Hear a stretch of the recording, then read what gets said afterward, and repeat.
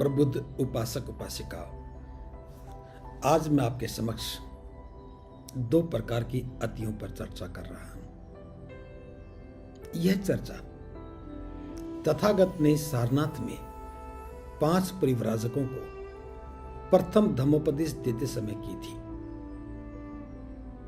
अति का अर्थ है अंतिम छोर की बात, कि जीवन में जो हम कार्य कर रहे हैं वो अंतिम छोर का हो जाना ही अति है। दुनिया में 2 प्रकार के लोग होते हैं जो 2 प्रकार की अतियों में फंसे होते हैं। पहले प्रकार की अति है काम भोग, खाओ पियो मौज उड़ाओ।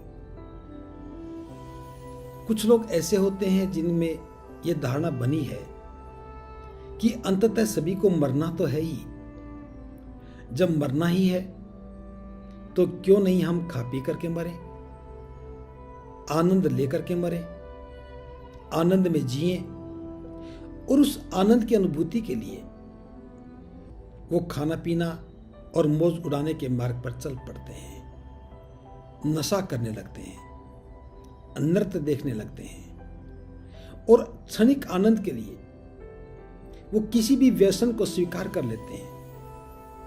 जीवन व्यसन युक्त हो जाता है। बस मन में एक ही धारणा रहती है कि खाओ पियो और मौज उड़ाओ। ये पहली प्रकार की अति के लोग हैं। दूसरी प्रकार की अति में वे लोग हैं जो ये कहते हैं कि वासनाएं और हमारे मन की तृष्णाएं ये व्यक्ति को जन्म और मृत्यु के चक्कर में फंसाए रखती है।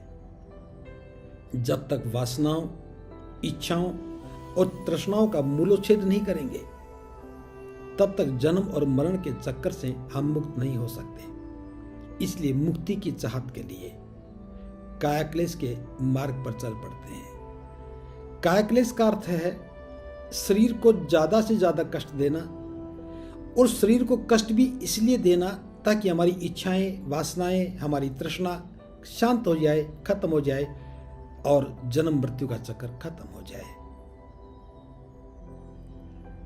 तथागत कहते हैं जब मन में काम भोग की इच्छा बनी रहती है, जब मन में वासनाएं बनी रहती हैं, अलौकिक सुख की कामना रहती है, तो भला कायाक्लेश का मार्ग कैसे मुक्ति पा सकता है, कैसे हमें मुक्त कर सकता है? तो कायाक्लेश का जीवन तो शोक संतप्त जीवन है। कायाक्लेश का जीवन तो जीवन को दुख देने की अंतिम छोर की पराकाष्ठा है। और जब हमारा जीवन ही दुखी है तो इसमें मुक्ति की संभावना कहां है?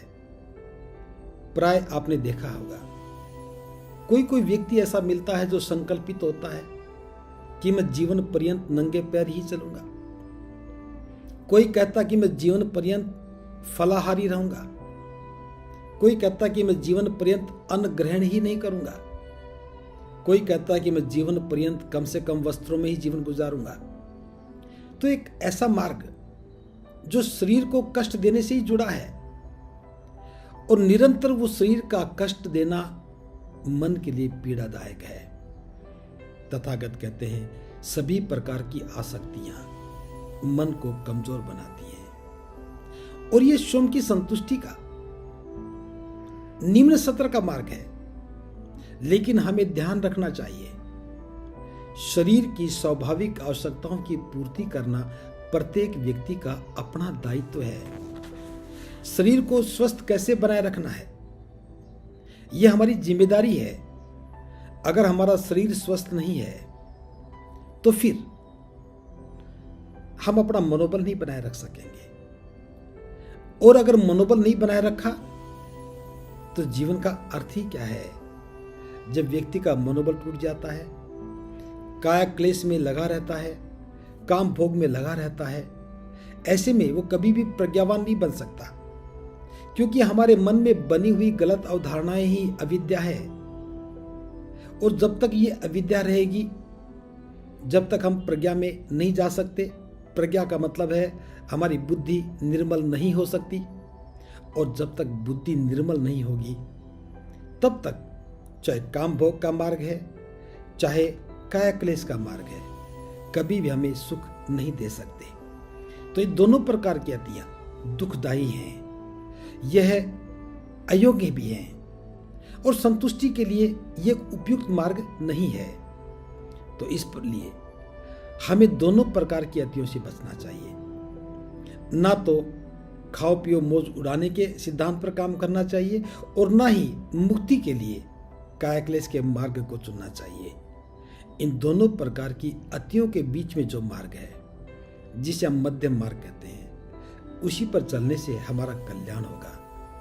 अगर ये बात हमारी समझ में आती है तो निश्चित रूप से हम जीवन के अर्थ को समझ सकेंगे, जीवन को सुंदर बना सकेंगे, अपना कल्याण करते हुए और लोगों का भी कल्याण कर सकेंगे। इसलिए व्यक्ति को अपने जीवन में इन दोनों प्रकार की अतियों से बचना चाहिए। इसी से हमारा कल्याण होगा। इसी मंगल भावना के साथ इस वाणी को विराम देता हूं। भवतु सब मंगल, भवतु सब मंगल, भवतु सब मंगल। सबका भला, सबका